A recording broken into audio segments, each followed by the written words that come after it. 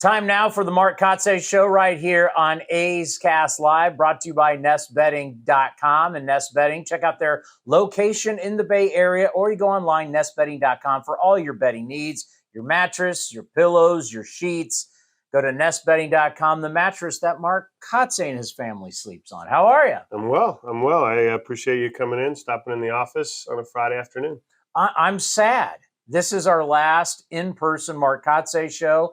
Next week, we'll be on the road. You'll be in Anaheim. So, at the end of the season, no matter how the season has gone, really good, really bad, however, the last ones are always, because you're going to go away from A's Cast for a while. Yes. Obviously it's been fun. These interviews are great. We get to talk about the team. We get to talk about, the guys as individuals, what they go through in a season, what they've learned from the season. I think we can touch on that today, that room out there. There's a lot of guys that haven't been through a 162-game season in their careers, and they're finding out how difficult that rigor is, both physically and mentally. Yeah, I talked to Ryan Noda yesterday, and it was just a quick, brief thing. It wasn't on the air. It was off the air. And I just said, this is, becoming your guys' clubhouse now. And, I hope you guys are angry that you're losing, that you get tired of it. And he gave me, oh, yeah, next year we're going to be ready like they're fighting. So it's like the young guys just talk about that process of there's nothing wrong with young guys getting their butt kicked. We've all done it in life, but you need to learn from doing that. And I got a feeling that your young guys in that clubhouse are realizing we don't want to go through this anymore. Yeah, there's a single quote up on the wall that says champions aren't born, they're built. And, that they can use defeat to learn more than what they would when things are easy. And, Ryan Noda was selected as the Catfish Hunter Award winner. And I know that all A's fans that are loyal to this, organization understand what that means. I mean, Catfish Hunter not only was a great teammate, but the passion that he displayed on the field, how he represented the organization. And it's a pretty big honor for Ryan Noda to have been given that. It's voted on by his teammates and the staff members. And we presented it to him yesterday. It's a great accomplishment. It really is. I think he's the first rookie this award's been given to in 20 years. Well, and also think about it. He's a Rule 5 guy. A Rule 5 guy means you select him from another organization. You may or may not keep him. I mean, to have a Rule 5 guy win that award speaks volumes about Ryan Noda. Yeah, it does. It speaks volumes about Ryan Noda, and it speaks a lot about, identifying a player outside of this organization that we could bring in with great values and those qualities that aren't always measured, right? The EQ qualities that go overlooked sometimes. All right, two pitchers I want to talk about. I think it's important that we got to see Boyle and Estes, and we'll see Boyle again pitch on Saturday. I know for me, the fact that we're going to be talking about them all off season, that we actually got to see the guys, see what they look like, see what they have. From a manager standpoint, obviously you get reports, you get video, but to have them in your clubhouse, to talk to them, to manage them, to see them, how important was it for you to get a look at these two guys who could play a big part in your rotation, maybe next season? Yeah, no, I think it's been great. Boyle's start, obviously we limited him in his innings. We took him out after the third inning. We felt as if we wanted to build this kid's confidence. He came with the reputation of not being able to throw strikes. He was a 48% strike thrower. We saw something different, and we saw a lot that we can work with. The kid's got great mechanics. He's got a good arm stroke.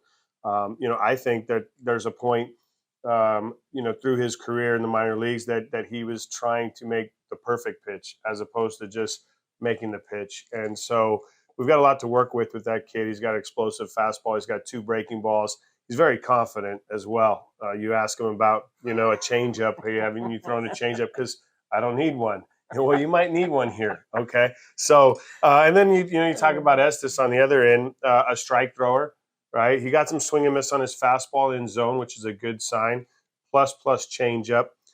Great mound presence, and don't forget he's 21, so he's a lot younger than Boyle is, and his debut was made alongside Tyler Soderstrom, who's also 21, and you don't see that in the big leagues very often. A battery that is 21 years old.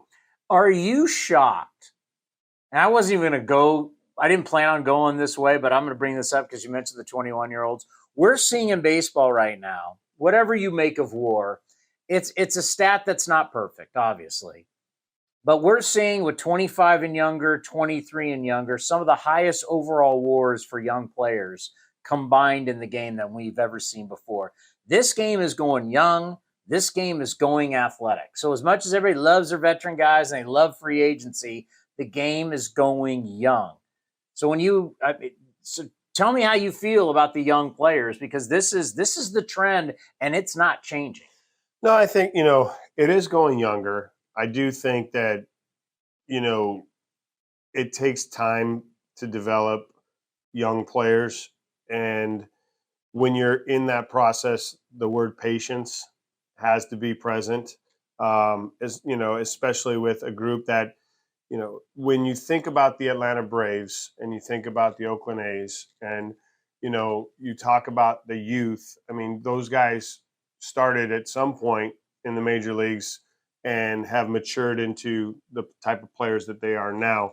For the group that we have here, there isn't a true veteran player that has had an 8 to 10 year career that can provide that knowledge with them. We've got, guys like Tony Kemp, guys like Aledmus Diaz, they've had 6 years, but they, weren't everyday players. They weren't graduated, from day one as rookies to free agent players that have signed big contracts that are, meant to carry a team. So, the game's gone younger. There's no doubt. It's gone more athletic with the rule changes, the limiting of the shifting and, the ability to steal bases. So I'm not surprised by the transition at all. You use the word patience, something a lot of us don't have.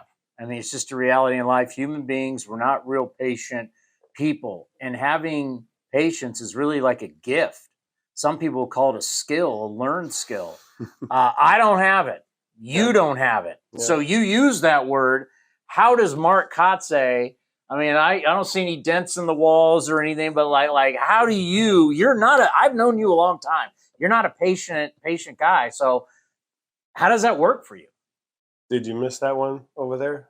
I didn't see that one. Okay. Is it covered up? Oh, okay. There's one. Okay, there's only one. There was the ejection the other night on the check swing that was a full swing. Why didn't you go out to the first base coach and get your money's worth on that? Because I knew that there would be consequences if I went across the field that I probably didn't want to endure at this point in the season. Culpa and I go back, and that's why he was yelling my name and so loud and Cots. I mean, you could hear it, yeah. I mean, we both have been in the league for 26 years, and we came in together. So I've got a great relationship with him, and he knew that he was protecting me at that point from going out there and getting my full money's worth, which would have been even more money's worth, if you know where I'm going. Yes. And so at that point, I kind of let Ron help me in that situation. But patience, I would say I'm patient in certain things. I understand, the processes that we need to go through to get to be successful with this group. And, yet when there's mistakes that are made that we should have learned from, then I lose my patience. And I think that was one of them last night on a cutoff and relay where Geloff's out of position, the ball goes by the second baseman, and we look like, we don't know what we're doing. And so that's when I lose my patience in games of that, when we make mistakes in game like that I know, we have to be better than. I always think, why not go all Lou Piniella? Just pick up the bag, throw the bag, yell at the first base umpire. You ever thought about that? Just letting loose. I mean, Aaron Boone's probably the closest. We're savages. So yeah. You ever thought about that? It would be hilarious. I think when you're that emotional at that time, and I know I've used some pretty bad language, it gets pretty loud and broadcasted, but I've never gone to the point where I want to, bring a bat out or draw a line or get on the ground going into spring training. I think it's a big deal. I talked to Scott Emerson about this, and I want to get your take on it. I think JP Sears, because you were known as a player that no matter what, no matter how bad your back was, no matter, you wanted to play. The best ability is availability. you wanted to play no matter what. JP Sears struggled in August. I even had my own producer going, he needs to be shut down. I'm like, no, he needs to learn. And the way he's pitched in September, he gets to 30 starts. He's going to get more than 30 starts. I think he walks into spring training next year, and everybody in the organization is going to go, that guy got 30 starts. He went to the post. Even the minor leaguers are going to look at JP. Tell me what that means, that you got a starting pitcher that said, you know what, every single time I wanted him, he was there for me. Or what does that mean for this organization? Yeah, no, I think you said it very well in terms of how he's going to be looked at in going into spring training with the younger guys. Some of the guys that'll be in camp with us that, maybe thinking that they can have an opportunity to make this roster and impact it. But for JP, not only did he, make 30 starts and 30 plus starts going forward, but that says a lot about his character, his durability. And like you said, it shows his teammates that, hey, I'm here, I'm going to post, and I'm going to go out and make every start I can, and finish the season and be prepared for next year. Going on the offensive note, Brent Rooker hit his 28th home run. A lot of home runs, not a lot of RBIs to go with that, a lot of strikeouts. It's an interesting year to look at. How do you evaluate Brent Rooker's year? Because even though he's 28, this is his first real full big league season. It's funny you bring that up. I talked about it yesterday with the staff in terms of just how we evaluate this, because as you said, it's his first full season. We can go speak about that with a lot of guys in that room. Estuary Ruiz is another player. It's his first full season. Like the adjustments that need to be made that we feel like can, help him be more of an impact player, help him drive the baseball. I think we started discussing that. And but for Rook, 28 homers, exceptional year. Like you said, he's struggling with runners in scoring position, which can, I think, be improved.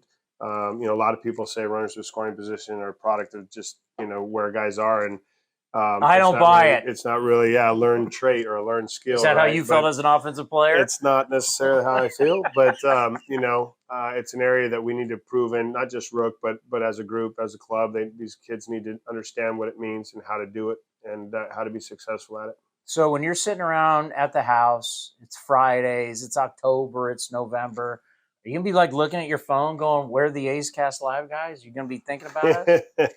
Well, October, I'll be watching baseball, watching these playoff teams and working on, next year and the preparation that goes into going into spring training with goals, with ideals and, structure built from, obviously what we've done here and what I know we need to improve on. And we'll get more into that next week, next Friday in Anaheim. Thanks for everything. We'll do our final goodbyes on Friday, but finish up strong. All right. Thanks, Tom. The Mark Kotsay Show brought to you by Nest Bedding. Check out their location in the Bay Area, or you go online, nestbedding.com for your bed, the mattress, the pillows, the sheets, everything, nestbedding.com.